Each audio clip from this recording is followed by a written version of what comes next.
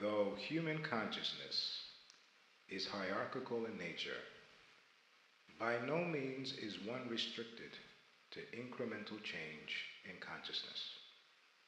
At any moment, one may undergo a voluntary process of unlearning erroneous concepts. As was mentioned in Secrets of the Ammonite Nation, we are in the correct cycle to return to the ancient African light. There are many schools, lecturers, educators, artists, priests, priestesses, and more to come, ready to assist in the process of raising global consciousness to the light of her African ancestry. It is our cosmic mission, ancient ones, to unify our efforts in order to meet the immense challenge of dispelling the darkness of erroneous notions. Our world has been dormant for centuries because of the blind consciousness of the racially elite.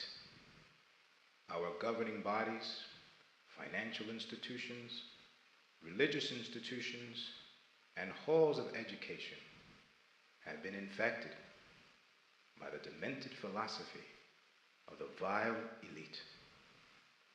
It cannot be said that people of color are the sole victims of this charade, for without the cooperation of poorly educated and misinformed Europeans, global exploitation would be a futile effort.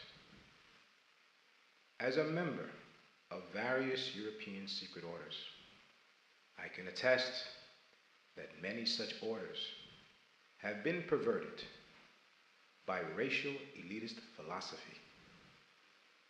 Many powerful Europeans and Americans in finance, politics, religion, and education have been misled. The days of merely attempting to enlighten people of color must give way to a greater age of inclusivity. We must comprehend that many of our people idolize Europeans, judging ourselves by the shade of our skin and the coarseness of our hair. And so Caucasians and all people must be given the opportunity to raise their consciousness. Let us become aware of the fact that racist materialistic philosophy of hostile takeover of natural resources, as opposed to fair trade, keeps all of us living in the threat of extinction. Our irresponsible consumption of the planet is the product of condoning the immoral act of depleting and the unbridled misuse of natural resources while depriving others of their indigenous resources.